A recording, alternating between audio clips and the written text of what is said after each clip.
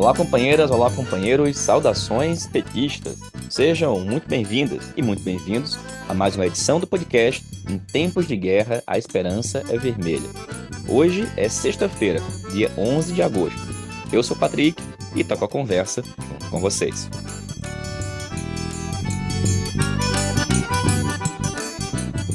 No episódio de hoje, falando sobre o anúncio realizado no Rio de Janeiro pelo governo Lula do PAC 3, o Programa de Aceleração do Crescimento. Abordamos as suas perspectivas e desafios no ambiente econômico do país. Sobre as eleições no Equador, nós vamos ouvir um comentário do companheiro Ricardo Paquinho, que é ex-ministro das Relações Exteriores e das Finanças equatoriano, diante do recente assassinato de um dos candidatos à presidência daquele país e as perspectivas para a eleição do próximo dia 20 de agosto. Ouvimos também a companheira Maria Carlotto, que é professora na UFABC, e falou para a gente sobre a importância de nós estabelecermos um calendário ou uma data no nosso país de celebração e comemoração, em especial diante das ofensivas da extrema-direita e da luta política e ideológica no nosso país. Sobre a educação, a gente ouviu o companheiro Guilherme Bolscheid, que atualmente está na direção nacional da CNPE, sobre o tema escolas cívico-militares, porque o governo do Rio Grande do Sul está tentando manter esse programa, assim como o de São Paulo. Em relação a São Paulo, nós ouvimos a companheira Karen Silveira, que também abordou o assunto da tentativa do Tarcísio, governador do estado, de acabar com os livros didáticos. Em relação ao tema da segurança pública, ouvimos o companheiro Rodrigo Pereira sobre a situação no estado da Bahia.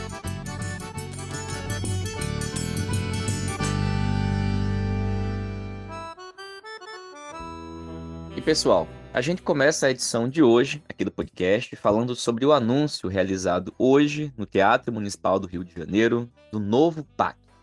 O PAC 3 prevê investimentos da ordem de 1,7 trilhão de reais em projetos em todos os estados do país, nas áreas da infraestrutura, saúde, educação, meio ambiente, entre outros. Como todo mundo se recorda, tanto o PAC 1 quanto o PAC 2 foram fundamentais para a ampliação do investimento público estatal no nosso país e permitiu a construção de universidades, institutos federais, hospitais, a ampliação da malha tanto rodoviária quanto ferroviária. E bom, o PAC permitiu que naquele momento o país permitisse, por exemplo, perspectivas de um ciclo de industrialização, com geração de emprego e renda. Bom, tudo isso foi interrompido com o golpe de 2016 e com a ação da direita para impedir um novo ciclo de industrialização no país. Esse certamente é se não o maior dos desafios do novo PAC. Será que ele vai ter condições de fazer isso?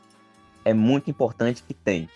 O novo PAC precisa contribuir para uma mudança no status do nosso país, para que o Brasil possa tentar deixar de ser um país de base agroexportador e possa voltar ou passar a ser um país mais industrializado, com uma indústria de novo tipo, que agregue valor, que gere emprego e possa permitir o desenvolvimento do nosso país com soberania, com dignidade, com mais direitos.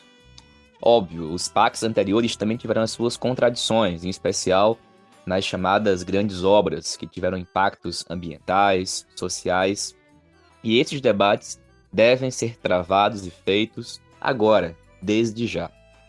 No entanto, uma questão preliminar que se coloca é: e o orçamento? Como que o novo PAC vai se viabilizar? Por que falamos sobre isso? Porque para que o novo PAC tenha condições de ser implementado, é preciso alterar as regras fiscais, econômicas do país, em especial acabando com o teto de gasto. E nesse sentido, a proposta que está em discussão, como todo mundo sabe, é do chamado novo arcabouço fiscal. O novo arcabouço fiscal ainda não foi aprovado. E uma das razões é a chantagem por parte do Centrão, que quer mais espaços no governo Lula. O Arthur Lira não colocou em votação na Câmara o projeto que foi objeto de emendas no Senado. Razão pela qual o anúncio do novo PAC não significa que ele vai começar de imediato. Tem um debate político, tem uma disputa política a ser travada, que é o rumo do país, projeto do país e qual vai ser ou quais serão as condições econômicas nas quais vai ser possível implementar o novo PAC. E reforçando algo que foi dito também por nós na edição de segunda do Antivírus e em vários outros momentos aqui do podcast e em nossos textos, mesmo aprovado, o novo arcabouço fiscal não vai permitir uma expansão dos investimentos na ordem necessária, porque, em boa medida, o novo arcabouço fiscal coloca um limite nos investimentos. E, portanto, para que o novo PAC dê certo, é preciso muito mais do que o novo arcabouço fiscal. Na verdade, para que nós tenhamos um verdadeiro projeto de desenvolvimento do país, com ampliação da soberania nacional, das liberdades democráticas, dos direitos sociais, é preciso uma outra política econômica. E para que isso aconteça, tem que ter muita, mas muita disputa política com base na luta social. E esse, companheiros e companheiras, deve ser a toada do nosso campo, do campo de esquerda, do PT, dos movimentos sociais, ao longo do próximo período. Trocando em miúdos, os rumos do governo Lula estão em disputa. O Centrão está querendo mais ministérios. A direita está querendo boicotar as ações do governo na sociedade, na Câmara, no Senado, no conjunto das instituições. E o que farão os movimentos sociais, o PT e os demais partidos de esquerda? Vão atuar somente nos marcos da chamada institucionalidade? Isso parece ser muito, mas muito insuficiente. Razão pela qual a gente saúda o anúncio do novo PAC, mas reforçando que ele tem que ser disputado.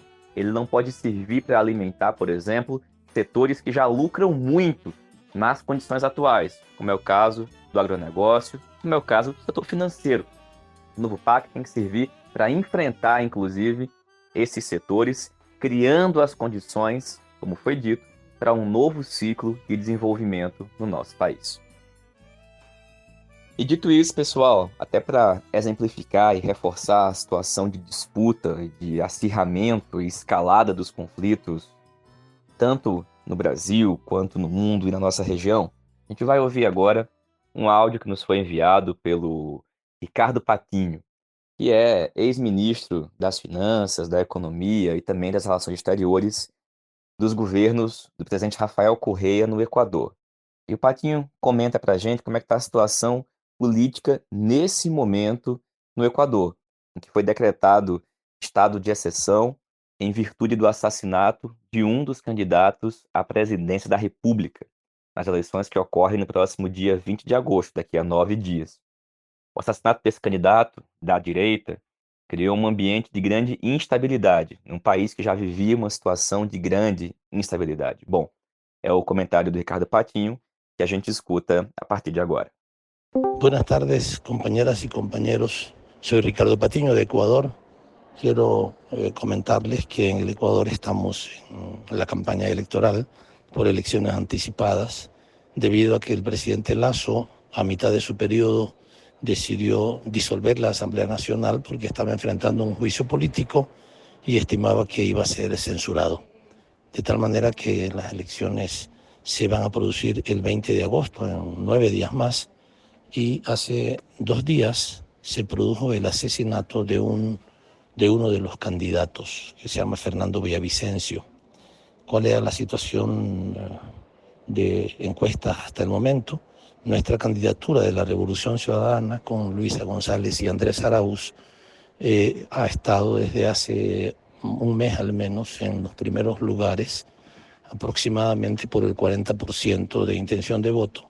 Y luego un pelotón de 4 candidaturas que está entre 9% y 16% aproximadamente. En ellas están algunas personas, un ex vicepresidente de Moreno, un ex dirigente indígena, candidato también por el movimiento indígena en la anterior elección, ahora no con el mismo apoyo del movimiento indígena, Otra persona que se llama Jan Topic, que es un mercenario, así se ha calificado, ha participado en algunas guerras con las fuerzas francesas, y Fernando Villavicencio, la persona que fue asesinada antes de ayer, perdón. Esto es una cuestión absolutamente repudiable, censurable. No tenemos todavía una hipótesis clara de quién puede haber provocado su asesinato, pero es terrible. El nivel de violencia que el Ecuador está viviendo nunca antes vivió nuestro país.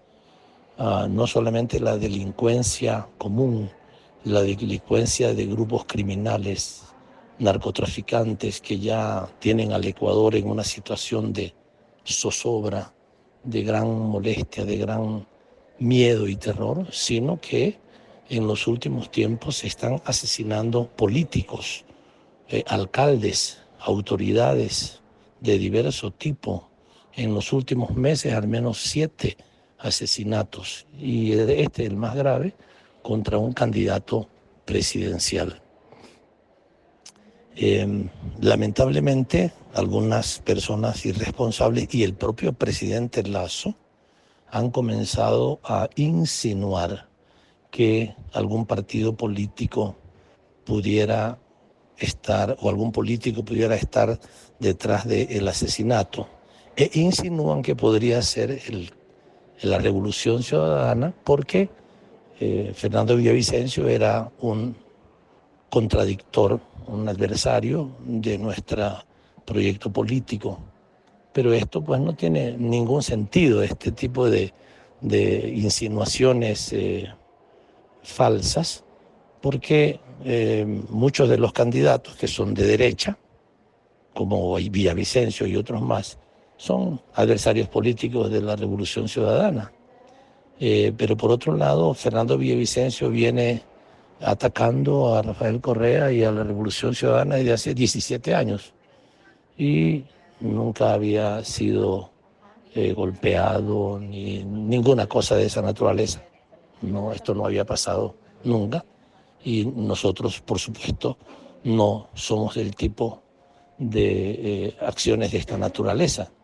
Incluso anteriormente, Fernando Villavicencio había sido denunciado y había sido sancionado por la justicia ecuatoriana cuando dijo denuncias falsas contra la Revolución Ciudadana, pero hacemos las cosas ante la justicia, no usamos procedimientos violentos, porque esa no es nuestra posición.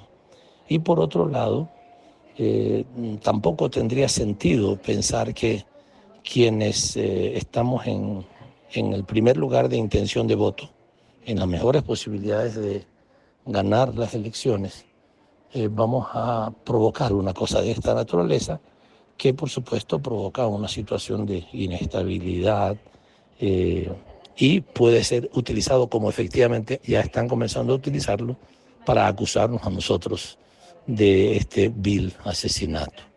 De tal forma que creo que es importante que ustedes también consideren algunas otras hipótesis. Una hipótesis de la muerte de este candidato es que unas bandas de narcotráfico que ya lo habían mandado a amenazar en algunas ocasiones por denuncias que él mismo ha dicho. Él mismo ha dicho que lo han amenazado, pero bandas de criminales que están en la cárcel, desde la cárcel lo han mandado a amenazar.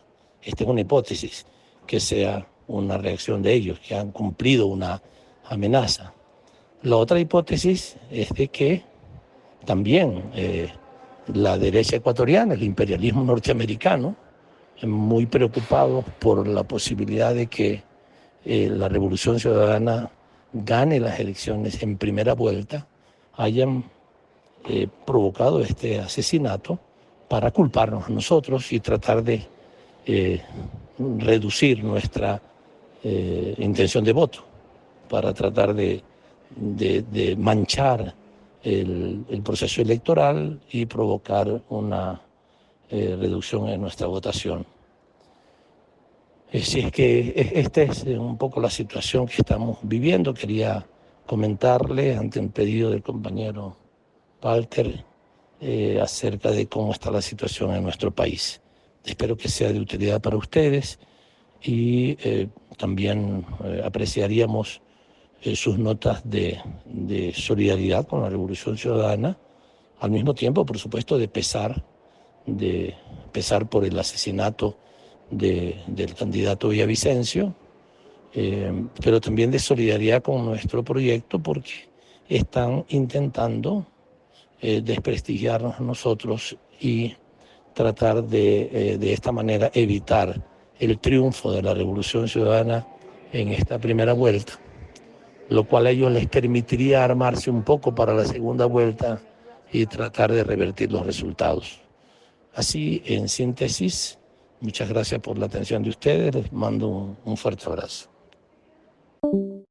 E pessoal, como eu disse, a gente acabou de escutar o informe dado pelo companheiro Ricardo Patinho, a quem a gente agradece muito a disponibilidade, desejamos muita força para enfrentar esse grande desafio, essa batalha que vai ser diária até o dia 20 de agosto, data das eleições presidenciais. Muita força mesmo aos companheiros e companheiras que estão aí na linha de frente dessa grande batalha. E, pessoal, depois de ouvir o Ricardo, a gente vai escutar agora a companheira Maria Carlotto. A companheira Maria Carlotto é professora na Universidade Federal do ABC, a UFABC, e fala pra gente sobre a importância nesse ambiente de enfrentamento contra a extrema-direita em todos os terrenos, político, cultural, ideológico, de nós avançarmos. E ela enviou um áudio pra gente situando um pouco essa situação e dando uma opinião sobre o que pode ser feito e o que deve ser feito, em especial pelo PT. Olá, Patrick. Olá, ouvintes do podcast Em Tempos de Guerra, Esperança é Vermelha. Aqui quem está falando é Maria Carlotto. Eu estou gravando para vocês dirigindo, mas é porque eu queria fazer uma breve reflexão e algumas sugestões, duas sugestões sobre as quais a gente poderia começar a pensar e refletir. Essa semana, a América Latina, a América do Sul, foi muito impactada pelo assassinato de um candidato à presidência no Equador, né? O Fernando Villavicencio, um candidato de direita. As circunstâncias da morte ainda não estão totalmente claras, mas uma coisa ficou evidente, né? Ato contínuo ao assassinato, a extrema-direita da região começou uma operação com posts simultâneos em espanhol e português de perfis de direita e de extrema-direita, tentando associar o assassinato ao Foro de São Paulo para prejudicar a candidata do Rafael Correia. Por que eu estou comentando isso? Né? Porque eu acho importante notar que mesmo quando a extrema-direita nem estão em condições de vantagem eleitoral, que é o caso do Equador, quem está dominando a corrida é uma figura é uma candidata apoiada pelo Rafael Correia, né? Mesmo nessa situação, ou mesmo no caso brasileiro, né? Onde eles foram derrotados eleitoralmente em nível nacional, mas mesmo nessas circunstâncias, eles mantêm um ritmo, uma intensidade de disputa ideológica muito alta. Eles não recuam da pressão, da disputa ideológica. E fazem isso por um trabalho, muitas vezes, de posição das suas posições públicas, de tensionamento ideológico, enfim. Eu acho que, diante disso, a gente tem debatido muito, né, qual é o enorme desafio que a gente tem para estar à altura deste enfrentamento ideológico. E a gente tem pensado em muitas coisas, tem se discutido, e eu acho que a gente devia considerar o fato de que a vitória eleitoral que nós tivemos em outubro, 30 de outubro, contra o bolsonarismo, ela foi muito importante. Tanto que ela gerou uma reação catársica, né, na sociedade brasileira. Depois, a posse do Rio de Janeiro foi muito bonita, né? Então, eu acho aproveitar esses momentos, né, e ritualizar o dia da vitória. Eu acho que a gente devia começar a preparar uma grande festa para o dia 30 de outubro de 2023, em que a gente retorne às ruas com os nossos símbolos, né, com as nossas bandeiras, para celebrar a vitória eleitoral e o que aconteceu no país desde então. Outra ideia que nós precisamos começar a pensar é como nós vamos visibilizar os nossos símbolos, as nossas imagens. Então, eu acho que a gente tem que pensar num dia do orgulho petista, né? Eu acho que a gente tem que celebrar o Partido dos Trabalhadores, o que ele foi capaz de fazer pela esquerda brasileira, e um dia que nós tiremos para expor os nossos símbolos, expor nossas bandeiras, expor nossas camisetas, Então é isso, eu acho que a gente tem que começar a pensar ideias, a testar ideias, porque a gente tem falado muito que estamos com dificuldade de mobilizar, pôr as pessoas em movimento, e a gente só vai resolver isso na prática, pondo em prática e realizando iniciativas, testando, né, e vendo como a gente pode pôr as pessoas em movimento. E acho que celebrar a nossa vitória, depois de tudo o que aconteceu, eu acho que é algo que merece ser feito. E celebrar também o Partido dos Trabalhadores nesse contexto é algo muito importante. Obrigado pela sugestão, Maria Carlota. Obrigado pelo áudio aqui no nosso podcast. E essa ideia, vamos pensar bem direitinho como encaminhar ela, inclusive, no Diretório Nacional do Partido, porque seria muito, mas muito importante ter mesmo aqui no nosso país um dia, uma data, um momento de celebração, de organização, de mobilização popular para celebrar as vitórias e colocar o nosso povo na rua. Bom, pessoal, dito isso, a gente vai escutar agora a companheirada da educação. Lembrando que hoje, 11 de agosto, é o dia do estudante, também é o dia do advogado. E, bom, para falar nos estudantes, não tem como não falar sobre educação. Por isso, a gente convidou no dia de hoje, primeiro, a gente vai ouvir o companheiro Guilherme, que é da direção nacional da CNTE, é do Rio Grande do Sul, e nós pedimos que o Guilherme falasse com a gente sobre a proposta do governador tucano, gaúcho, de dar continuidade ao programa das escolas cívico-militares. Qual que é o contexto? O MEC decidiu e já divulgou sua posição pela suspensão, na verdade, pelo encerramento do programa das escolas cívico-militares.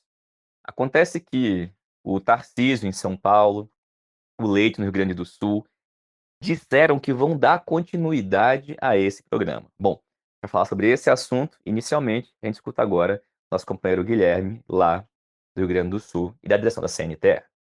Olá, Patrick. Olá, camaradas do podcast Em Tempos de Guerra, Esperança Vermelha. Estamos aqui para falar sobre a militarização da educação pública. Precisamos, em primeiro lugar, diferenciar a questão das escolas cívico-militares e as escolas militares. As escolas militares são instituições criadas dentro das brigadas, dentro dos espaços militares, para filhos de militares e outras crianças que possam ingressar através de uma prova específica, numa seleção de estudantes que já têm um bom patrimônio de conhecimento, e por isso essas instituições têm sido declaradas aí como bons espaços de ensino, mas as melhores notas são também pela escolha dos melhores estudantes. Aí é mais fácil, né, você chegar num patamar de excelência. Enquanto que na educação pública nós trabalhamos com a totalidade dos estudantes,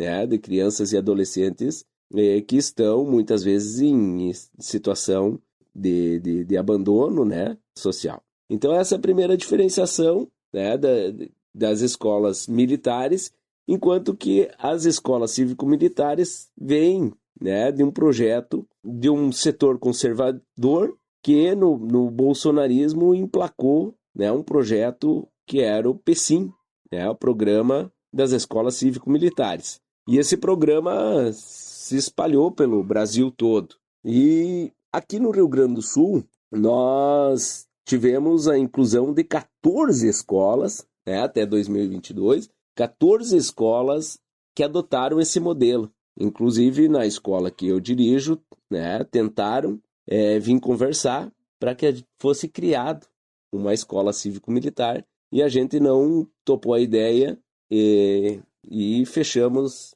de cara, né, essa proposta de que na nossa escola, que é num subúrbio, nós não toparíamos essa ideia. Então, no Rio Grande do Sul, então, foram criadas essas 14 escolas cívico-militares, entre uma diferenciação muito grande nas verbas que são destinadas às escolas normais e as escolas que fazem parte do programa. Enquanto as escolas que são, a gente pode dizer, normais ou tradicionais, as verbas por aluno giram em torno de 6 mil, enquanto para as escolas cívico-militares girava em torno de 19 mil. Já aí nós temos uma diferenciação, né? Outra diferenciação é na questão punitiva, né? As escolas cívico-militares têm uma pedagogia punitiva onde um manda e os outros obedecem. Tem uma hierarquia, cria-se cargos, né, dentro do processo educativo, onde os melhores alunos e estudantes são premiados, né, e os outros muitas vezes são humilhados no seu processo de ensino-aprendizagem, quando não tem uma aprendizagem suficiente ou quando não tem um comportamento padrão exigido pela instituição militar. Então, nós temos várias denúncias aí de crianças, né, que são vítimas de preconceito e de humilhação, professores que são assediados moralmente porque não cumprem a exigência, né, o padrão de ensino e o conteúdo de ensino que é exigido pela entidade militar, né, bloqueando conhecimentos e impedindo que seja um conhecimento amplo. E aí nós temos as escolas que têm um baita investimento de melhorias para que as crianças se sintam mais acomodadas nas escolas. Então aí nós temos já aí um cenário muito diferente, né? Entre as escolas cívico-militares e as escolas padrão das escolas públicas. E aqui no Rio Grande do Sul, então, essa política, quando o governo federal bloqueou, né? Quando o governo federal ele acaba com o projeto do PECIM, né, decreta o fim do PECIM, o governo do estado do Rio Grande do Sul, numa atitude que vem a querer ganhar espaço dentro da corrente, dentro da ideologia conservadora, porque ele é um neoliberal, ele disse que iria continuar, né, a imprimir a política das escolas cívico-militares. E aí nós tivemos uma decisão aí da Justiça do Rio Grande do Sul que disse que não, né? O governo do estado não pode continuar com a adesão das instituições estaduais ou municipais ao programa das escolas cívico-militares, que o governo federal acabava de dar por encerrado o programa. Então, o governo do Rio Grande do Sul, que é um governo neoliberal, repito, inimigo da educação pública do Rio Grande do Sul, inimigo dos servidores públicos do Rio Grande do Sul, porque trata os servidores como escravos, e trata a educação como uma mercadoria, privatizando tudo, municipalizando e entregando à iniciativa privada. Então, todo esse conjunto desse governo neoliberal, mais uma vez, ele tentou criar um clima para absorver aquele público, né, conservador, para atrair para o seu lado para os seus projetos pessoais futuros.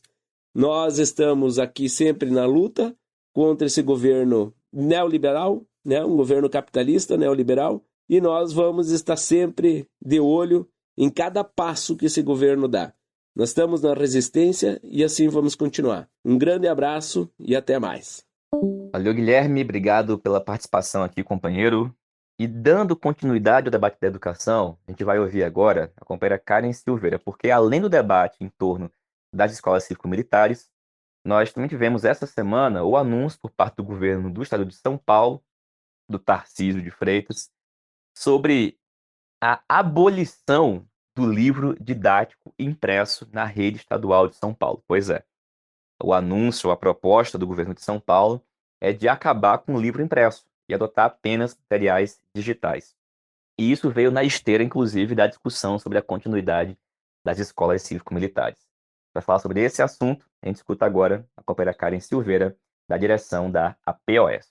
Olá, sou Karen, professora da Rede Estadual de São Paulo. Atualmente estou na diretoria estadual colegiada da APOS.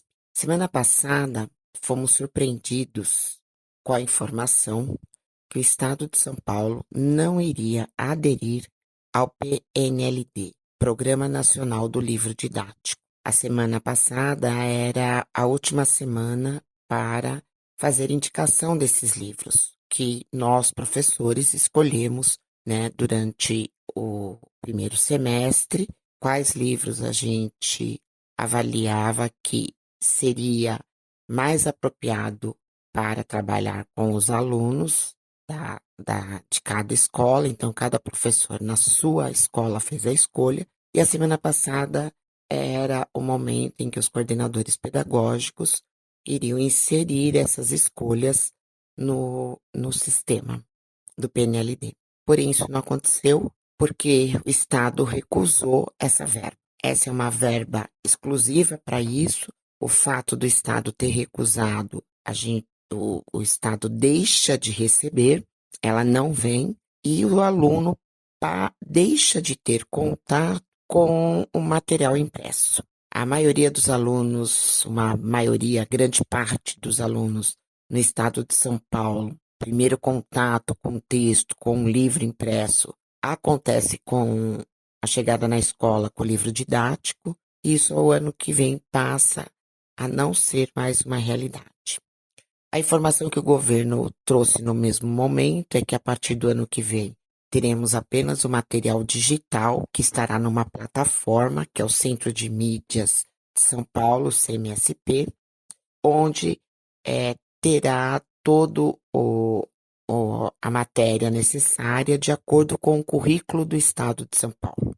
Esse material será apenas digital, não será impresso, e o aluno terá único contato por meio de equipamentos tecnológicos. E aí nós estamos lidando com 2 problemas para o ano que vem. Primeiro, que a gente trabalhará com um único material, com uma única visão. Não temos outro material para apresentar para o aluno. Segundo, é que o aluno, grande parte dos nossos alunos no estado de São Paulo, não tem acesso à internet, não tem um equipamento onde ele possa consultar esse material. Portanto, será muito difícil e novamente passaremos por uma situação bem delicada na educação aqui no estado de São Paulo, como foi no período da pandemia, que tivemos grande parte dos alunos que não acompanharam as aulas remotas exatamente por conta da falta de acesso à internet e falta de equipamentos. Então, teremos grandes lutas para o ano que vem. A luta, na verdade, para tentativa ainda de fazer com que o governo adote os livros didáticos já estão acontecendo. Teremos uma audiência pública segunda-feira na Assembleia Legislativa para discutir essa questão, onde a POSP está chamando. Então, para a gente tentar ver se consegue reverter. Houve ações no Ministério Público para tentar pressionar o governo para rever a sua posição e comprar os livros, aderir ao programa e adquirir os livros. Na verdade, adquirir os livros. Porém, até agora, não tivemos nenhuma resposta positiva. Grandes lutas para o ano que vem e a educação no estado de São Paulo, a cada dia, tendo uma situação mais caótica que a outra. Muito obrigado a todos. Valeu, Karen. Obrigado, companheira. E, pessoal, um último assunto aqui do podcast de hoje está relacionado ao tema da segurança pública. E, bom, sobre esse assunto, a gente decidiu começar falando sobre nós, sobre a política de segurança pública implementada em alguns estados governados pelo nosso partido, pelo PT. Afinal de contas, a gente deveria dar exemplo de uma política de segurança diferente dos demais. A gente vai começar ouvindo hoje o companheiro Rodrigo Pereira, militante do PT, lá em Salvador, na Bahia, que fala para a gente um pouco da situação da segurança pública no estado da Bahia, uma vez que lá, tanto com o companheiro Rui Costa, como agora com o Jerônimo, a política de segurança pública vai em um sentido oposto àquele que é desejado por todas e todos nós. Olá, Patrick, companheiras e companheiros. Sou Rodrigo Pereira, militante do PT da Articulação de Esquerda em Salvador, também da Coordenação Nacional de Entidades Negras, CONEM, e do Coletivo Estadual de Combate ao Racismo do PT Bahia. Infelizmente, vimos nos últimos dias Salvador e a Bahia na grande imprensa nacional, com repercussão até internacional, sobre a violência policial, onde em menos de uma semana, mais de 30 pessoas foram executadas em nosso estado e em nossa cidade, mais precisamente na região metropolitana de Salvador. Infelizmente, também vimos que esses dados, essas informações e esses acontecimentos não são novidades. Dados apontam que essa tem sido a média da Bahia nos últimos anos. O que repercutiu nos últimos dias é que aconteceram mais de 30 assassinatos em menos de uma semana, e isso deu repercussão nacional, também junto com o que aconteceu na Baixada Santista, colocando Salvador e a Bahia no ranking aí das cidades mais violentas. Infelizmente, também temos que reconhecer que nossos governos não estão tendo capacidade de responder à altura para uma outra política de segurança pública. Estamos agora no 5º mandato consecutivo do Partido dos Trabalhadores no estado da Bahia, e o método e a forma como a Polícia Militar age na Bahia não é tão diferente, ou pode dizer nada diferente, do que acontece em outras cidades que também estão no ranking, que todo dia a gente vê na mídia, na imprensa, nas pessoas falando da violência policial, concentrando nos estados de São Paulo, do Rio de Janeiro, do ponto de vista do método e da prática. Não tem diferença, infelizmente, a Polícia Militar da Bahia com as polícias de outros estados. Os modos operantes são os mesmos, os métodos e as relações com a população, principalmente a população negra e periférica, são os mesmos do ponto de vista de muita violência, do atirar primeiro para depois saber o que fazer, para depois perguntar o que está acontecendo, chegando com muita truculência e violência nas comunidades e nos bairros periféricos de nossa cidade e nossos estados. Não tem diferença de nossa polícia militar para outras. Assim como a gente viu nesse todo ciclo aí, o que a gente tem ouvido de palavras que têm se naturalizado na boca aí de agentes de segurança pública, infelizmente, membros do nosso governo, de que quem tem envolvimento realmente merece ser executado.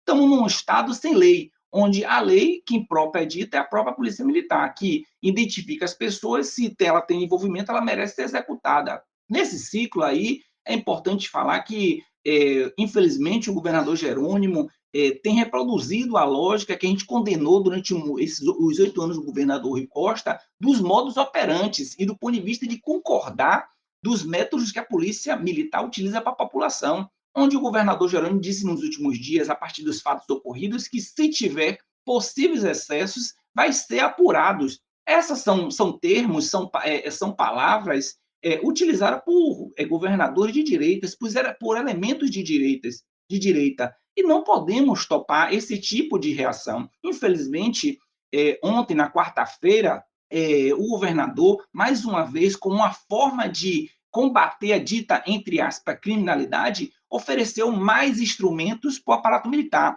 viaturas, armas, achando que isso resolve o problema da violência. Sabemos que a violência ela começa desde cedo, a partir do momento que a criança e que seus pais não têm escola, não têm saúde, não têm educação, não têm acesso a transporte de qualidade, tudo isso aí já são formas de extermínio, de genocídio do povo negro, quando eles não garantem, quando o Estado em si não garante a oportunidade para os mesmos. Infelizmente, aqui temos que ressaltar fatos que já ocorreram em nosso estado, em nossa cidade. Chacina como o do Cabula, que neste momento, lembramos, né, 8 anos da chacina do Cabula, chacina que aconteceu há pouco mais de 1 ano e meio atrás na Gamboa, a chacina chamada Chacina da Gamboa, assim como outras que ocorreram, infelizmente, no nosso governo, no governo para os trabalhadores. É preciso que o PT, a liderança do PT, o governador do PT, tenha coragem de enfrentar essa política que a gente tem, dessa relação que tem da polícia militar com a população da nossa cidade. Infelizmente, aqui, ressaltar, nossos governos não fez uma política de enfrentamento do método como a polícia militar ela adota em nossa cidade e em nosso estado. Nós temos uma polícia que é igual. Não tem uma nova, o que a gente debate profundamente nos espaços do partido, que é uma nova política de segurança pública. Nisso não conseguimos fazer esse debate aqui no estado. Infelizmente, como a gente diz, a polícia militar acaba sendo o triturador de povos negros, do povo negro. Nesse sentido, reafirmamos que um governo, tendo um governador do Partido dos Trabalhadores, não pode ter a mesma forma, os mesmos métodos de governo de direita. Não dá para legitimar a violência policial, essa violência que extermina e executa trabalhadores negros e negras. Não podemos topar com esse tipo de relação. Por isso, avaliamos que o PT precisa enfrentar esse debate, chamar o governador, chamar os diversos setores que estão no governo para debater profundamente essa questão. Grande abraço, estamos juntos nessa luta. Obrigado pela participação aqui na edição do podcast, Rodrigo. E, pessoal, eu queria aproveitar o comentário do Rodrigo para dizer o seguinte. Na Bahia, desde os governos Wagner, Rui e agora Jerônimo, em diversos setores o Estado avançou muito. É o caso, por exemplo, da educação, em parte da saúde, em boa parte da infraestrutura. Todavia, não é o caso da segurança pública. Isso tem que ser feito e tem que ser dito de público. A gente tem que sempre pontuar muito bem as coisas. Precisa mudar. As declarações, tanto do Rui, à época governador, quanto o que está acontecendo agora nesse início do governo do Jerônimo, não são condizentes com uma política de segurança pública de governos de esquerda, de governos do PT. Razão pela qual a gente tem que travar seriamente esse debate. As posições oficiais do partido não são essas, que são as políticas implementadas que proporcionam ou possibilitam casos como a chacina do Cabula e, como foi dito pelo áudio do Rodrigo, recentemente essa série de mortes que ocorreram no estado da Bahia. Na próxima edição do podcast a gente segue nesse debate, ouvindo também relatos de companheiros e companheiras e opiniões, não só apenas sobre os nossos estados, mas também os estados em que, em especial, Rio e São Paulo, predomina uma política de segurança pública que deve ser superada e encerrada. Pessoal, essa foi mais uma edição do podcast Em Tempos de Guerra Esperança Vermelha. A gente se reencontra aqui na próxima sexta-feira. Saudações petistas e até mais.